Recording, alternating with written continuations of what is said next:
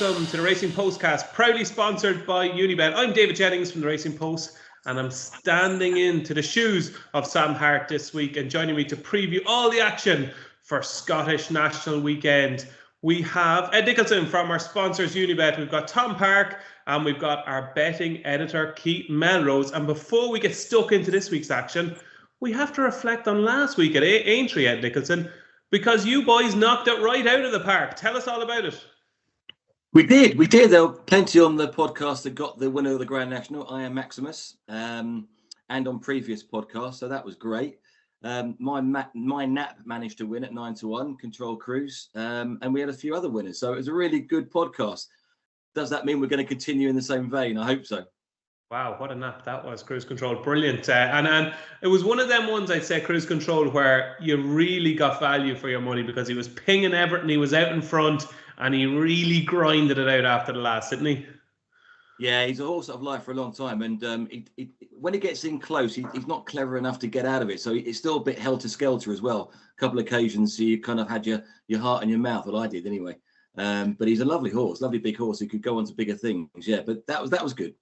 Okay, so and joining Ed, of course, is Keith Melrose, our betting editor, and Tom Park, two boys with strong opinions. Looking forward to the weekend. Keith, how was the Grand National meeting at Aintree for you? It was really good. Obviously, you and I saw each other on Thursday, Friday. We were doing good morning shows, and my week got better punting-wise as it went on. Really decent Friday, and then it was. I found myself agreeing with Paul Keeley a lot on Saturday, and as anybody who saw how Keels got on, that was a good place to be. I came within a head of getting all three chase winners on the Saturday, so it was it was a good day overall. It's coming at a time of year I do really enjoy this time of year. A lot of staying chases, a lot of these novices coming into the races and competing in big pots. Cruise Control being a really strong example of that. So it is a time of year that I really enjoy punting. And as you said, Paul Keeley has been knocking out of the park. Everything he touches has turned into gold. And over the last few months, everything Tom Park has been touching has been turned into kind of silvery gold. It's getting towards gold. You're in good form, Tom. How was the Grand National for you? Yeah, it was good. I was on a stag do actually in Berlin with Postcast Andrew Wilshire. Yeah, it was Andrew Wilshire's. Yeah, and Postcast regular Robbie Wilders was there, so that was it was an interesting weekend. I think we were probably the only three people in Berlin sat round a phone watching 2 mile handicap hurdles over the weekend, but it was really good fun, to be fair. Probably with loads of girls dancing around you, I'd say. I keep my mouth shut on that one, but yeah, it was good fun. It was really good fun. What happens on tour stays on tour. Okay, let's get stuck into the action, and we kick off with the 1:15 at Ayr on Saturdays, the Scotty Brand Handicap Chase. And it does see your Red Rum winner from the Aintree meeting, Sainsbury, back out again. Paul Nicholls, he's gunning for this title currently. Round about your 11-4 favourite after declarations came through. Traprain Law is 4-1. Pembroke, who's after having a wind operation, is 9-2. Uncle Phil is also 9-2. Persian Time is 13-2. And that old lovable servant, Tommy's Oscar, is also around a 7-1 shot. Right, Parky, you're fresh this weekend. You have a clear mind. You have no hangover. Give us the winner of the 1:15 at Ayr. Yeah, how good is this title race? It's really kind of spicing up this racing. We're just going to have ding dong every single race. I'm siding with Skelton in this one. I am getting frustrated, as I'm sure a lot of Pembroke followers have been. But feel your pain. Yeah, like Connections, they obviously think this horse is very good. Skelton said on numerous occasions that he's constantly working the house down. Right? I think that's probably why he went off. I think he went off like 7-2 for a county hurdle a couple of years ago. He's clearly got talent, and he's just not quite been doing it. Look, the wind op's interesting. Skelton's going to be doing everything he possibly can to win these kind of races. I'm happy to give him one more go on the back of the wind up. And look, if this is the time Skelton needs this horse to come good, he's obviously got a lot of faith in him. So yeah, Pembroke for me. Oh, very forgiving, isn't he, Keith? He is. I mean, I can sort of see why he does it. This is a belting race, by the way. Got Red Drum winner from last week. Traprain Law, who I thought was going to be Lucinda's Red Drum horses in this race as well. They could be a bit of destructive interference. I don't think either of them can really help themselves, so they're both going to go quite hard. I think that potentially sets up quite nicely for Pembroke, and I'm forgiving him this one as well because... Oh, no. Here we go. I wrote this after he was third in the Pendle, didn't really get home, and I wrote in the notes at that time, either he needs his wind doing again or he's a 2-miler. He's had his wind done and he's running over 2 miles. So I can't really ask for any more. They've done everything I asked. So I've got to side with him one more time. He is a talented horse. I think the trip suits him. He might be a little bit of a gasper, but he's a horse that is probably going to be a 2-miler. So I think Pembroke's the one to be with. Can we complete this set, Ed Nicholson? Or are you going to talk some sense into these boys? What wins the opener there? Well, I concur. It's a great race, but I don't concur with the selection. Sombreux for me, mightily impressive at Aintree. Has been put up a fair hike. I'm sure Keith would have noticed that, and more than anything, been put up £10. But he deserved that £10 hike because he won really well and showed the kind of form that I think Paul Nicholls thought the horse was going to bring when he brought him over from Ireland. He's taken time to acclimatise, apparently. I also know that he hasn't been able to settle that well in the races, and they were worried about that. So change of tactic, going from the front. Bryony gave him a lovely ride, and it was never in doubt. He had a good record in France. I think he was competing grade 1s, grade 2s, without success, but it was a good horse, and they obviously bought him thinking they could do something with him. Starting off 130, now going up to 140, still a nice handicap rating. Paul Nicholls does well at this meeting historically. I am a little concerned with the speed of the race from the get-go. That might be a worry, and it might set it up for horses like Pembroke. You're dead right, but I just think there's a bit more in the tank. So Sombreux, I think is a good bet to follow up around about 11 to 4. I should say, Dave. I'm going to actually interrupt you here because I know what you're going to say, and I'm going to explain it properly, okay? Because this is a super boost race, isn't it? This is a super boost race. So for maybe maiden listeners and viewers to the podcast who might know what the super boost is, it means that basically whatever price you back your horse at, it goes to the next biggest price. Isn't that right, Ed? Yeah, from 9 o'clock on Saturday. So if you're watching this on Thursday night or Friday, you've got to wait until 9 a.m. Saturday. But yeah, we're boosting the next price up the price ladder. So if we're showing 11 to 4 Sombreux, you'll get 3 to 1. Excellent. That is brilliant stuff. So that means if you back Pembroke at 9 to 2, it means you back a 5 to 1 loser. So congratulations. There you go. That's Pembroke. You get 5 to 1 instead of 9 to 2. That's the way it works, kind of thing. And fair play to the lads for staying loyal to Pembroke. I jumped off the Pembroke train after Lingfield in January when I thought Everton went beautifully for him, and he still was well beaten by JPR1. So I'm off the Pembroke train, but I have been on it for a long time. So the very best of luck, lads. Hopefully you can grab me back on at some stage. So it's 2 votes for Pembroke and 1 for Sans Bruy in the opener at Ayr. And of course, don't forget that super boost. Moving on to the 150, it is the CPMS Novices Handicap Chase. And Montgomery for Venetia Williams and Charlie Deutsch is just about favourite, round about the 9 to 2 mark. Mofasa is 7 to 1. Hitching Jacking, I should say, is 8 to 1. Deeper Blue 9 to 1. Inch House is 10 to 1. And we've got an extra place in this race, Ed. Yeah, I think you need it. Another competitive race on ITV. Really good handicap, deep. Some of the horses that are racing on big double-figure prices, you wouldn't expect to see them running at those sorts of odds. And I'm going to choose one. I'm going for Inch House, who's another horse that people have followed over a cliff over the last few runs. Beaten at short odds at Newbury when hung. I'm going to forgive that and just put a line through it. He's running here with a tongue tie for the first time. Might be significant. I'm grabbing onto that. And he's a horse that you would have thought would be winning off 136, 137 yesterday. Last time dropped to 136. If you watched him win his opening 2 races or 2 of his first 3, you would have thought that he's going places. So always forgive a horse a race. He ran at Cheltenham when cruising but making mistakes. He probably doesn't want the ground too heavy.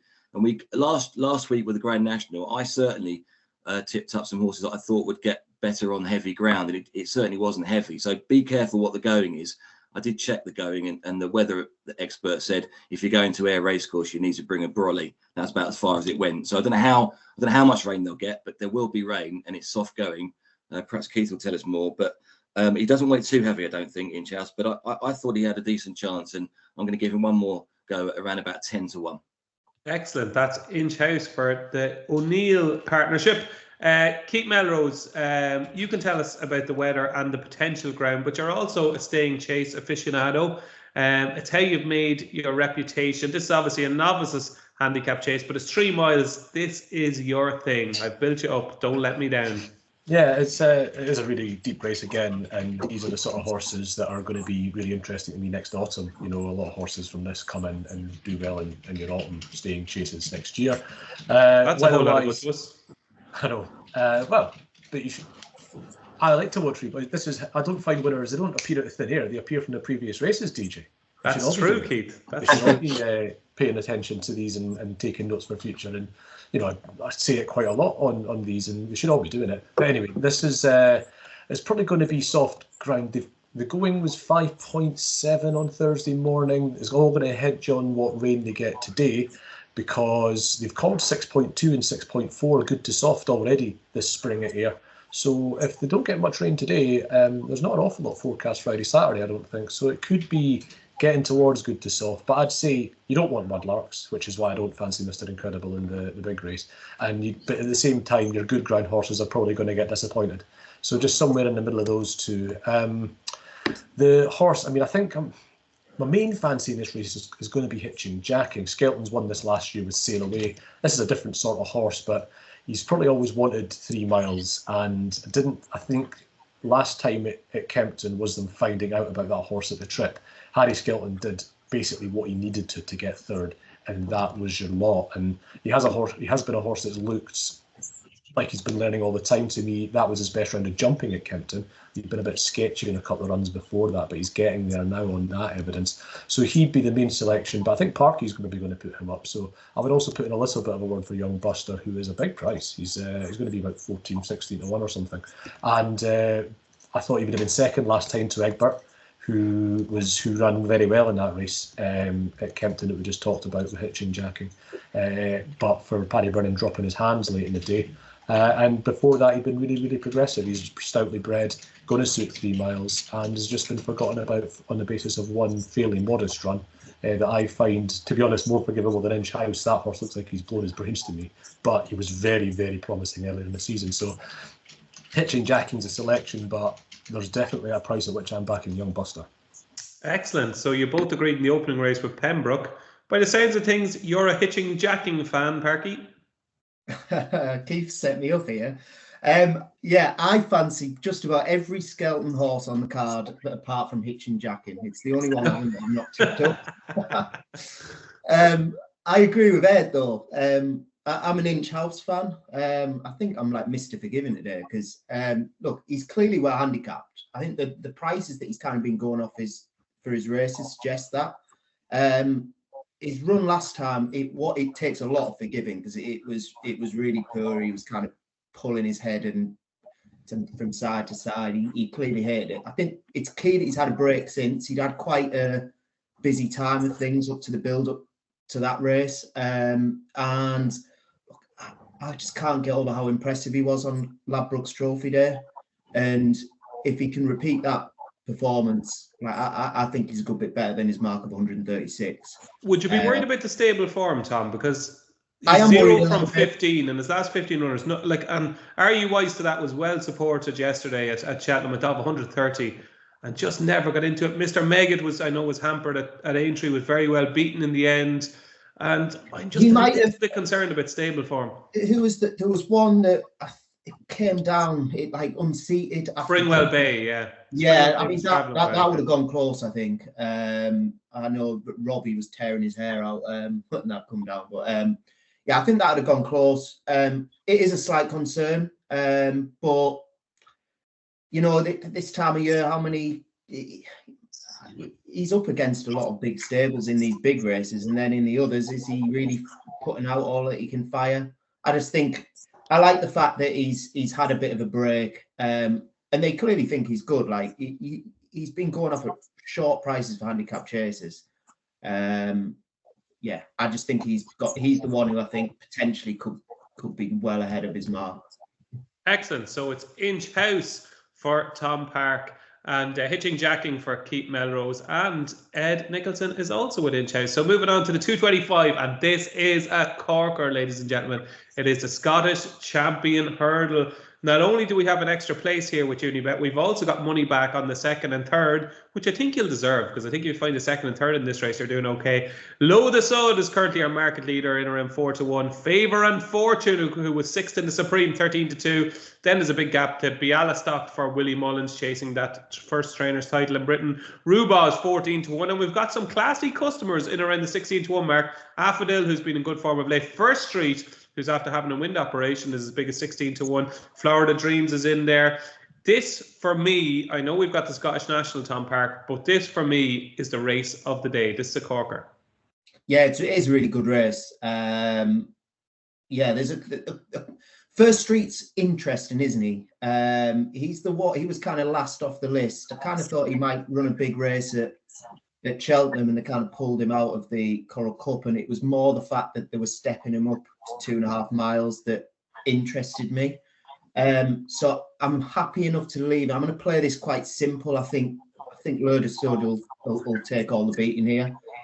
I think he was beaten by a proper good one in the county hurdle. We might be looking back at that like the Martin Pipe a couple of years ago, where Absurd was just, well, it was pretty absurd that he was kind of running off that mark.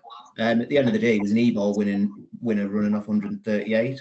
And the way that he kind of sliced through the field, he kind of won like one as well.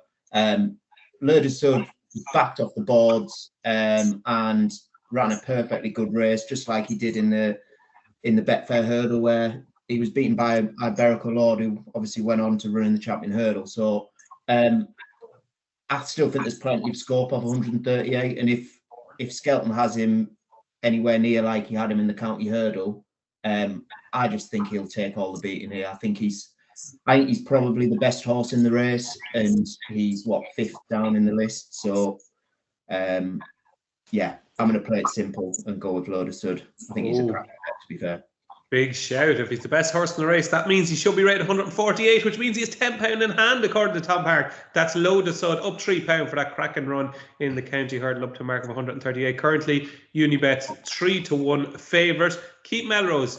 A lot of people will be listening here saying he was 7-2 to win the county hurdle. He beat all other 16 runners apart from Absurd. He's only £3 higher, and he's still 3-1 with Unibet for the Scottish Champion Hurdle, which probably mightn't be quite as strong as the county hurdle. Is this not a cracking price? It could well be. I try and get favourite speed, but I can absolutely see here in 3-1 seems perfectly fair in a really competitive race.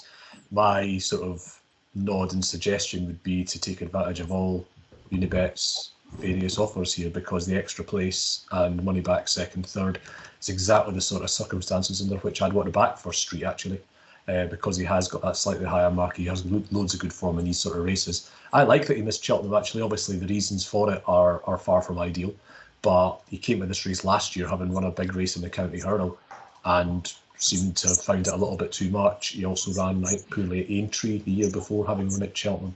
So he's coming here fresh this time, and I thought that was probably a good thing. And he's quite a big price, and you're getting 4 places with extra boosts if he's second or third.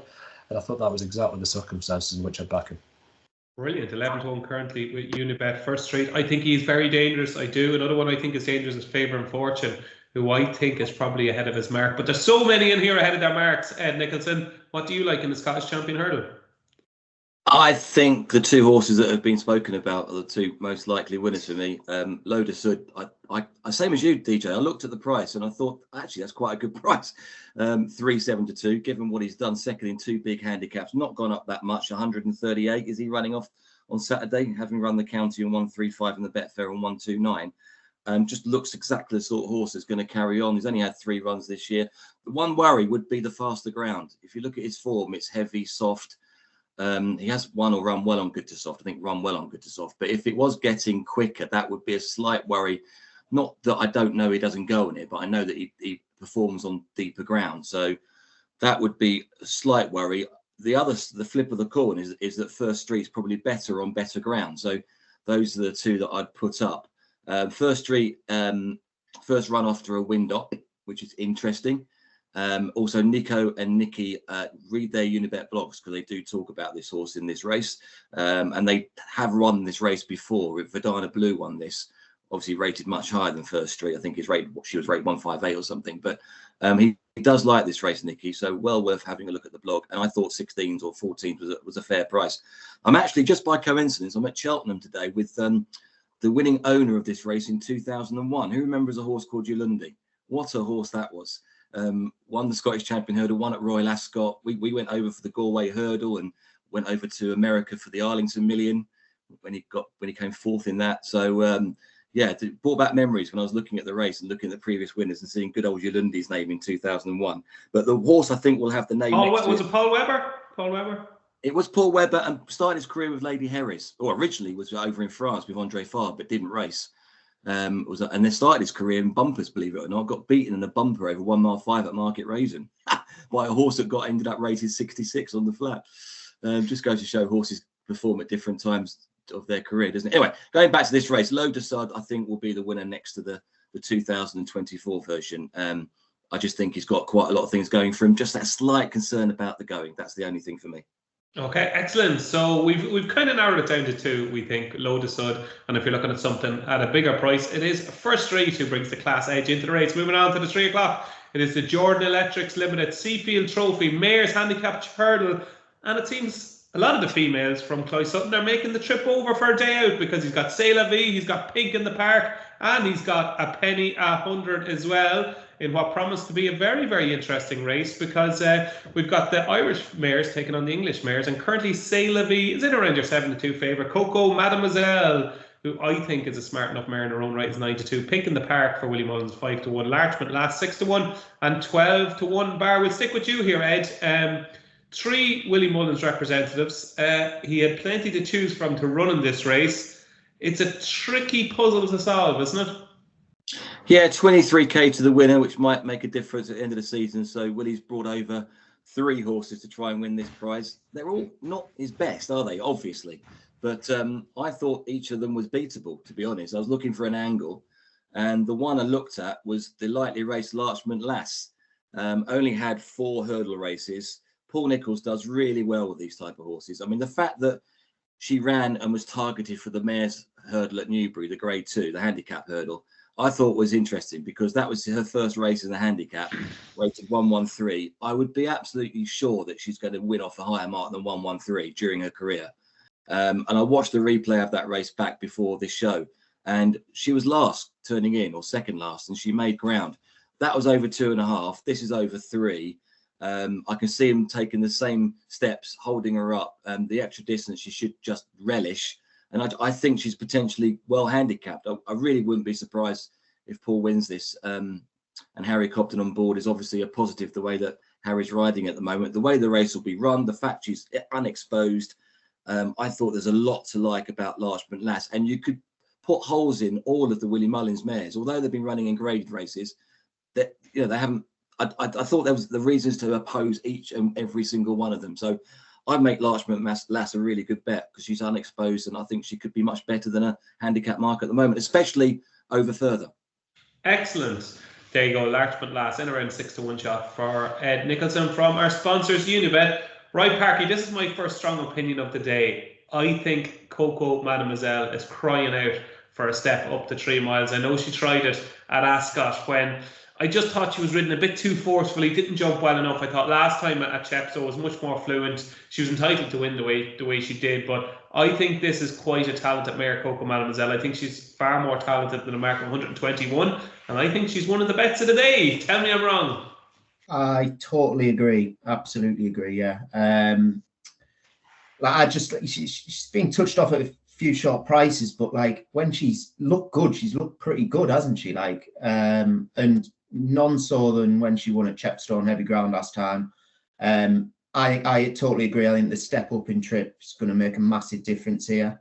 And like Skelton will have had plenty of darts to fire at this race. So like it's interesting, he just relies on the one. Like the handicapper's left her alone. She's so unexposed, because it's very difficult for a handicapper to kind of get a hold of a mare like this when she's only starting a handicap. I think she pulled up, didn't she, at Ascot? So Yeah, I'm happy to give her that Ascot run. The fact she ran and won so convincingly the next time. Step Up's 3 miles definitely going to suit. And any rain that falls, I think, will help as well. I'm a big Coco Mademoiselle fan as well. Excellent. Speaking sense, Tom Park. Coco Mademoiselle for me, Coco Mademoiselle for Tom Park, and hopefully Coco Mademoiselle for our betting editor. Well, neutral on this one. I mean, it's not my sort of race. All these Mullins horses that I don't know and didn't have an hour to delve into all the replays. It's a proper no bet race for me, this one. Okay, there we go. Well, listen to me, DJ, stick your fiver on Coco Mademoiselle. DJ, what's the best Willie Mullins horse? Well, I would have said very much initially, I would have thought C'est La Vie was pretty talented, and she won a Punchestown a while ago, and I thought she was reasonably classy. Like, she went off 13-2 to beat Astro Diamond in a great race at Fairyhouse last season, but it's just been all a bit stop-start for this season. I do think she's probably the most talented of them, though, but she's rated 137. She has to give £16 to Coco Mademoiselle. I don't think she's going to be able to do that, but I do think she's probably the best of them.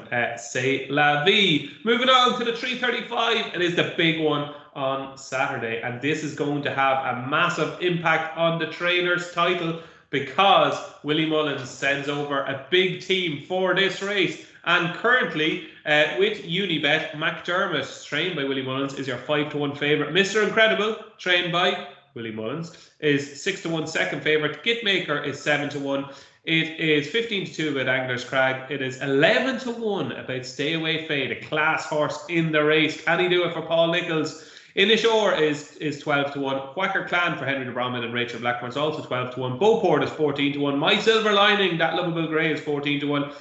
Mr. Van Gogh, who ran so well in the National Hunt Chase, finished third, but probably needs it softer, 16-1. It is 18-1 Spanish Harlem for Willie Mullins. It is 18-1 Ballygriffin College for Dan Skelton. It is 18-1 also Clark Kent for Willie Mullins, and it's 20-1 Bar. Right, Keith Melrose, you've been telling us all this episode that you're a stay and chase guru. This is your You've been bread telling people and butter.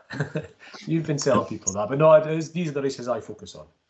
These are the ones you're really good at. Like, I know I work with you, I know you're the betting editor, but you're proper good at this kind of stuff. So my ears are pricked, Keith.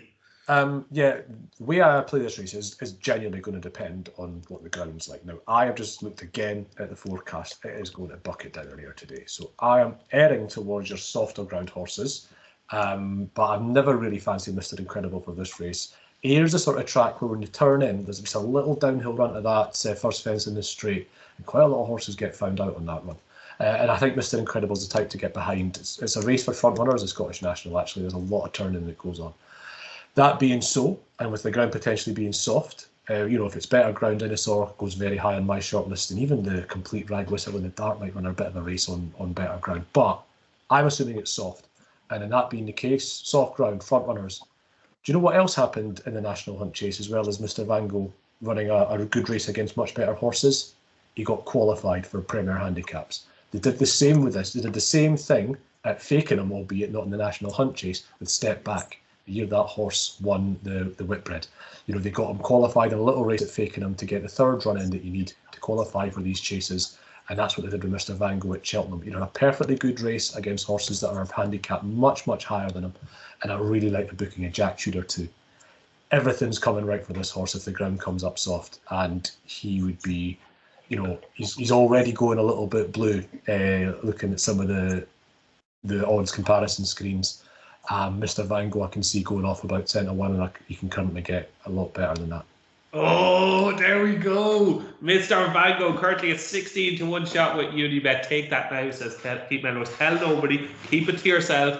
But back Mr. Van Gogh at 16-1. That's why he's the betting editor. And that's why he is so good at these staying handicap chases. It's Mr. Van Gogh for Keith Melrose. Follow that, Tom Park.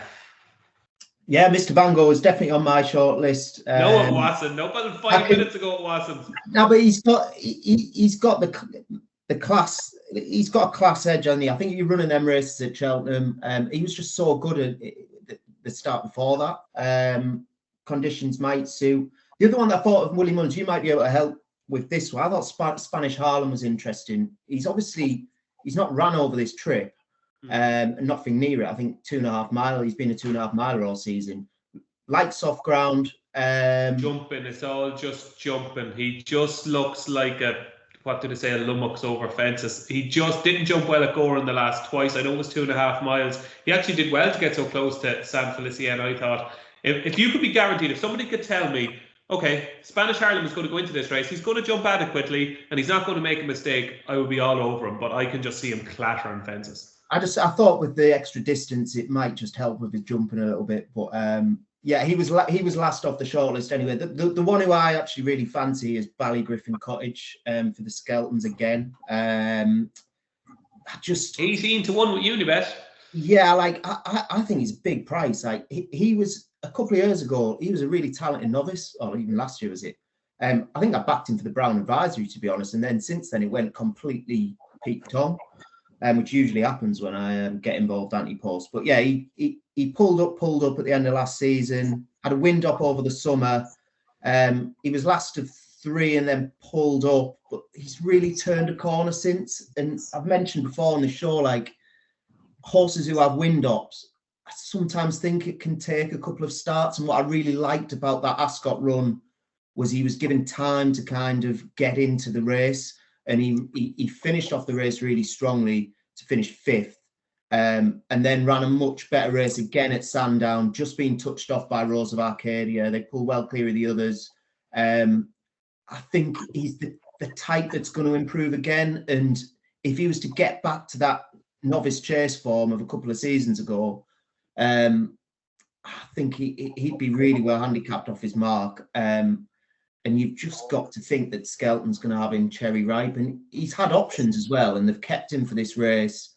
Yeah, I do quite like Ballygriffin Cottage here. I am surprised he's so big, given that Skelton's kind of bang there in the championship. Harry's been chopped up for this like all week. Yeah, I just like him. I think he's Mr. Forgiveness again. You've probably got to forgive him certainly some bad runs, but the signs on his last 2 runs are he's coming back to something like we know he can produce. And if he does that, he's definitely going to be well handicapped. Whether he's got the kind of class of something like, I know you fancy Stay Away Face, so I'll kind of pass it on to that. Not one for me. I just think he's got an awful lot of weight to give away. I'm just not convinced he's a 160 horse, which he's definitely going to have to be. But I'll pass it on to you anyway. As you were making your case there, it reminded me of a Michael McIntyre sketch where he was doing his little thing about how certain words precede other words. And I was just thinking, when you said cherry ripe, like nobody ever says ripe. They have to put cherry before ripe. It's like you just can't say ripe because you have to put cherry ripe before it. But yeah, there we go. So it is. For you, Ballygriffin Cottage at 18 to 1. For Keith Melrose, it's Mr. Vango. Look, I'm not saying Stay Away Faye is a good thing or anything like it. I think if ever there was a trip and if ever there was a track for Stay Away Faye, it's probably 4 miles around Ayr. And like something like he lost his shoe in the Brown Advisory and he scoped dirty afterwards. But like something was obviously wrong before the race, because a horse that was 5 to 2 and 11 to 4 for so long in the lead up to the race, anti-post, to drift out to a double figure price on the exchanges, to go all the way out to 7 to 1 or 8 to 1 at some stage. Now I know he was nibbled at just before the off and 6 to 1, but something was drastically wrong going into the Brown Advisory. Yes, he's around 158, but by God, he is definitely the most talented horse in the race. And I thought around about 12 to 1, I just thought he had the class edge. But you two boys have made really good cases for Mr. Vango and Ballygriffin Cottage. We have 6 places with Unibet. And here's who Nicholson fancies. Yeah, first of all, I don't fancy Willie Mullins to win the race, even though he's got 6 runners. There was £112,000 just the winner alone, so that's why he's got 6 runners. And he's running Mr. Incredible, who, let's face it, should be called Mr. Unreliable. He doesn't sometimes run. He sometimes gives up. He's only 7 days after the Grand National, which is in its own right is not a great stat. Horses that ran the National coming back 7 days later for the Scottish National. But also, I watched the video of the Grand National because I'm quite a sad person, just to find out how many fences Mr. Incredible actually jumped after he fell out of the chair. He jumped every single one of them. So literally, he went a whole 4 1/4 miles. So he's run the race, obviously without a jockey and 12 stone on his back or whatever he was carrying. But I just think there's a lot of reasons to be against Mr. Incredible and McDermott. McDermott, I think, is a horse that sometimes does struggle jumping. I just thought both of them, and they're at the top end of the market, and they're both trained by Willie Mullins. So I then looked at the other horses, and my attention went to Stay Away Fay, DJ. You'd be glad to know, but it soon went away.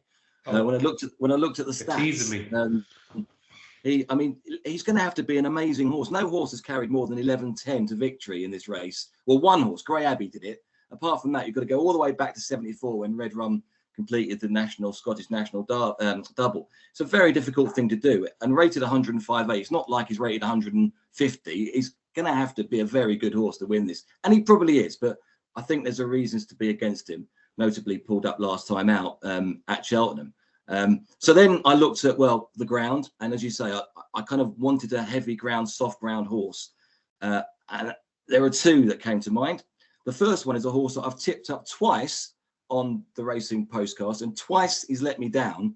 And then when I didn't tip him up, he won at 18-1 the very next race, the Midlands National. Okay, so don't tip it and just back it then. Well, I think Beauport that day, I don't know if you remember the race, but he went wide all the way round, and I think is a horse that doesn't like to be with too many horses. I know that sounds ridiculous, but they definitely took him wide. And when he's run his races, such as Sandown, the London National, he started making ground when he was behind. And I just got a feeling he gets possibly, just my idea. So that's a bit of a worry around the tight track like Ayr. He will be going wide anyway, and he's been put up £5 for the victory. So that's a long way of saying that the horse I'm going for is a horse that was pulled up last time, and he's 33-1. And I tipped him up to win the Welsh National when he came second. So my money is going to be on Iron Bridge at 33-1. Now, if you take that pulled out, and obviously he ran the race, so that's why he was pulled up. I watched that race as well, and his jumping was appalling. I fast forwarded it, and every time I stopped at a fence, it was another poor jump by Iron Bridge. Iron Bridge didn't jump that well, and he did jump appalling. He was pulled up before the last, so he jumped 24 of the 25 fences of that race 35 days ago. But he previously run well in the mud. I spoke to John Joe about this horse when I was at his stables a year ago, and he said he's definitely a national sort. All he does is gallop. He has to have soft ground. So if it was even good to soft, I wouldn't suggest backing him. But softer than that, I think at 33-1. He was 9-2 to win the Midlands National, and now he's 33-1. Really fancied him.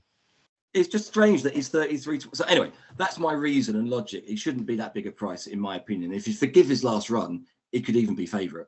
Okay, we're all about forgiveness on today's show. Does need to be very soft. Does need to be soft ground for that horse, doesn't it? But if it is, he is quite unsure. And fair play to you for watching Mr. Incredible jump around International. I would not recognise that horse without his jockey scrubbing away on his back. Well, I had to go back and find out where he was at the start and where he finished. And then I thought, the reason I looked at it, I thought he was a horse that went past second, number 10, because he looked like number 18. And then I realised it wasn't number 18. So I went all the way back and found out that it was him. Okay, there we go. That is your Scottish National preview. There's Iron Bridge at 33-1 for Ed Nicholson. It's Mr. Bango for Keith Melrose. It's Ballygriffin College for Tom Park. I like tentatively and with the class horse in the race. And that is Stay Away Fay, the top weight. Hopefully he can do a red rum. Join us after the break when we'll be previewing all the action at Newbury. Want betting on the horses to be anything but flat? With an app that impresses every time out. You're on. Want to watch live streaming of races in the UK, Ireland and around the globe? And get a chance to win even bigger with 3 Uniboosts every day on any horses you want. Unibet, you're on. Yes, welcome back to the Racing Postcast with thanks to our sponsors, Unibet. And we're going to get stuck into the Newbury card. Yes, you have to go from one mode to the other this time of year. The 130 is the Dubai Duty Free Finest Surprise Stakes. It is a Group 3 and it sees the return of Arrest for Jonathan Gosden and Kieran Schumacher. Currently favoured and quite short in the market, around about 5-4. Hamish is 7-2. Al Karem is 11-2. It's 14-1 bar. Keith Melrose, kick us off with a winner Newbury. Yeah, Arrest, the only doubt is the fitness, because he's only ever really good on really soft ground, so I'm not worried about that. And yeah, I wouldn't be a particularly strong view, but I do think Arrest deserves to be that sort of short. You know, he went off favourite from last year's Derby, if you believe it. And yeah, he has looked good on softer ground before.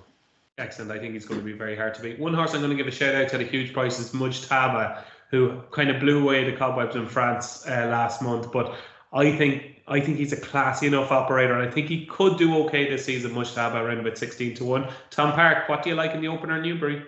Yeah, I'm going to go for the old boy Hamish. He's going to have his conditions. A lot will depend on if he's regressed over the winter. But listen, last year he was as good as ever. The rest will be tough to beat, but Hamish goes well fresh, and the rest's going to have to improve a little bit to kind of catch up to Hamish's level if Hamish hasn't regressed. So 7-2, I think it's a fair price. I'll go for Hamish. Okay, so 1 vote for Rest, 1 vote for Hamish. Ed, whose camp are you coming in on?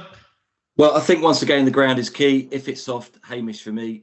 He won the Unibet September Stakes on the all-weather a few years ago, and I asked Maureen Haggis about the horse, and they said that he just needs soft ground. He has to have soft ground, so they train him when the soft ground is going to be around. So they'll certainly be ready to go for this race. The worry I have with the race like the John Porter is quite a few times over the years, it's a race to get fit for another race. And quite a few of these, they're obviously trying to win, but a lot of them are in the Grade 1 races like the Yorkshire, a few other races coming up later on the season at the Dante meeting.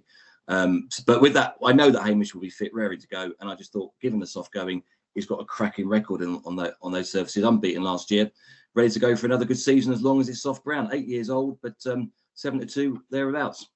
Yeah, 11-4 with Unibet. Arrest is currently your 5-4 favourite, but it's 2 votes for Hamish, and it is 1 for Arrest in that opening race at 1:30. Moving on to Dubai Duty Free, registered of course as the Fred Darling Stakes. It is a Group 3, and we have a super boost with Unibet, and currently with Unibet, your 5-2 favourites, joint favourites I should say, is Regal Jubilee and Relief Rally. Such a cracking 2-year-old Relief Rally was. Will she trade on as a 3-year-old? Who knows? But she's not that big, but she's got a lot of toe. Fulgaria is currently 9-2. El Malka is 13-2, or 11-2, I should say. Star Music is 7-1, and it is 12-1 bar. Ed Nicholson, this is the Super Boost. Where should we be sending our euros or pounds? Yeah, boost on every single horse in this race to the next price up the ladder. It's a race that I used to love, the Fred Darling, but I'm falling out of love with it. It's no longer my darling. The race is really quite appalling for the 1,000 guineas now. Horses don't just not win it; they don't get placed. Or 11 of the last winners of this didn't win next time out, and none of them. I think only one of them got a high place in the guineas. I found this race quite difficult to look at. I'm going to go for Regal Jubilee just because of what I've read, what the Haggis has said about Relief Rally, and you've mentioned that was his year too. Sorry, that was her year, a 2-year-old year. And also the distance. So I'm going to go for Regal Jubilee, but I'm not confident. One race I probably wouldn't be having a bet in myself. Okay, I think until she proves that she hasn't traded on, I think you have to be with Relief Rally. Keith Melrose, do you agree? The horse that's definitely going to improve this year, if you look at her size, is Fulgaria, the Italian horse. I watched her races in Italy. She looked physically and how she raced a different species to those horses in Italy. I can't tell you how good that form was, apart from it worked out well in Italy. The horse she beat on that penultimate run went on to win a couple of listed races over there. She just looked like a really fast horse, a strong horse for this year. And she won that mile race, despite, I think, not particularly being a miler, I would guess, not the way she's sort of bred. So I thought Fulgaria was getting overlooked a little bit because nobody knows what that form is like. If that form was even in France to a similar level, she'd be shorter than 9-2. Fulgaria was the one I thought in this race, and against a couple that could be termed a little bit vulnerable. Yeah, she's very interesting, Fulgaria.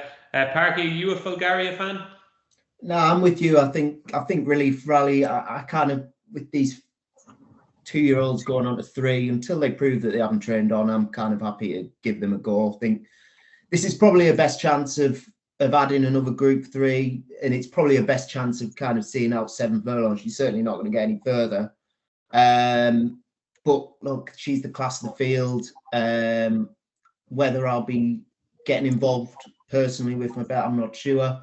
But I can't oppose her in terms of tipping for this race. I think she's the one where the form kind of points to, really. And yeah, she was powering through the line in the Lowther, so I wouldn't be as worried as some about the trip, but we'll wait and see.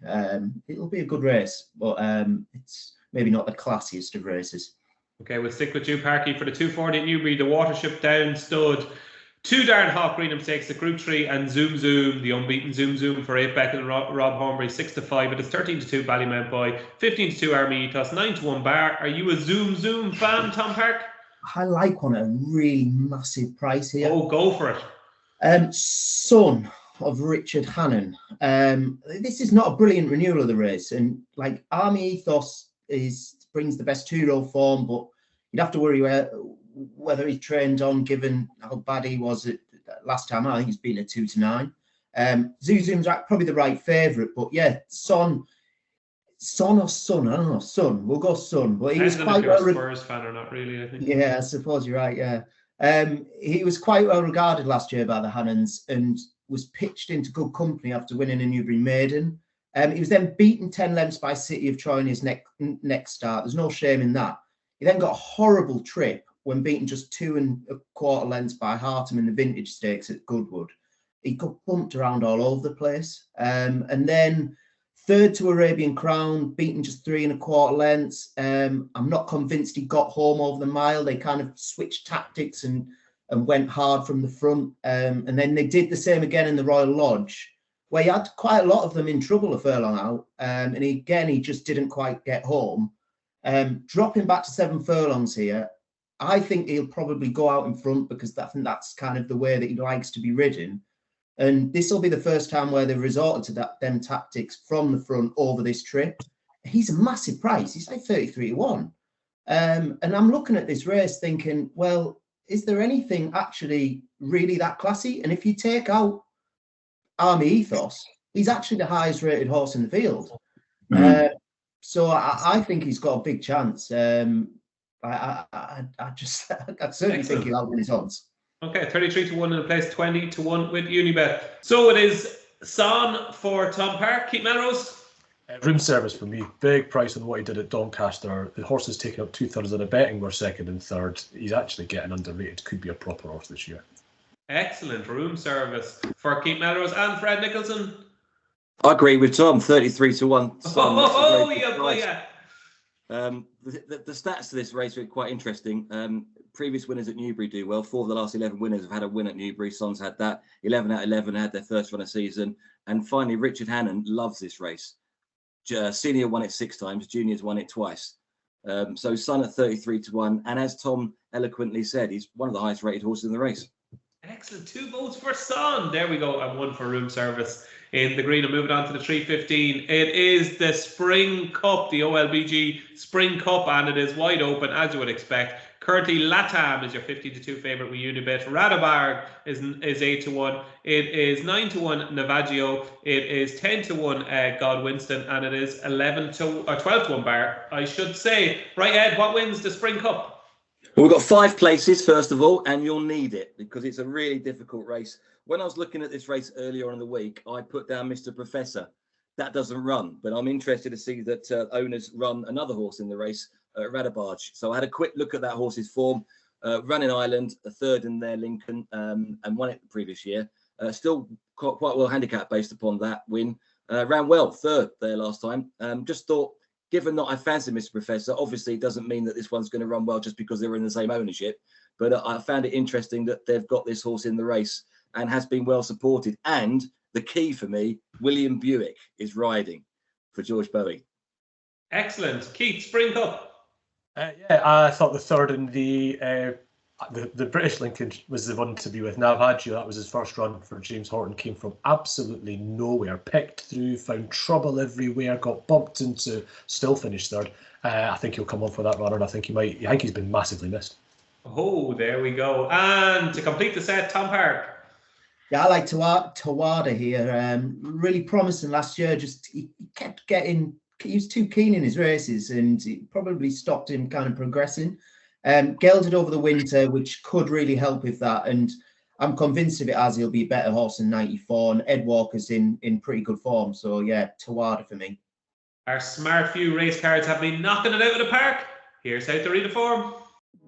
Fancy a bet, but find it confusing? Do not fear. SmartView is here to help you. We've taken the traditional race card and removed all the jargon and abbreviations which can be daunting for newcomers. The result is a race card that means making informed choices and picking winners is easier than ever. Our racing experts and data scientists have created an algorithm that puts everything a seasoned punter would consider into the attribute bars you see on the race card and assesses each runner with an overall score out of 100. So don't forget to take a look at what smart few fancies in the Scottish National. But all that's left to do now is reveal our naps of the weekend. We'll start with Ed Nicholson from our sponsors Unibet. The best bet this weekend is? 3 o'clock Ayr, Larchmount Lass. Oh no, Ed, we're taking each other on. Oh, I am with Coco Mademoiselle in the same race. Tom Park. Low de Sud in the 225 at Ayr. Okay, the first of 2.3 million winners for Dan Skelton on Saturday, according to Tom Park. And for Keith Melrose. I expect he's 10-1 by the time people see this, but it's going to be Mr. Van Gogh in a big race. Oh, go big or go home. Keith Melrose. There you go. That is our racing postcast with thanks to our sponsors, Unibet. Many thanks to Ed Nicholson, who's been in terrific form over the last couple of weeks. To our betting editor, Keith Melrose. To Tom Park, I've been David Jennings. Thanks for listening. Don't forget to tune in next weekend.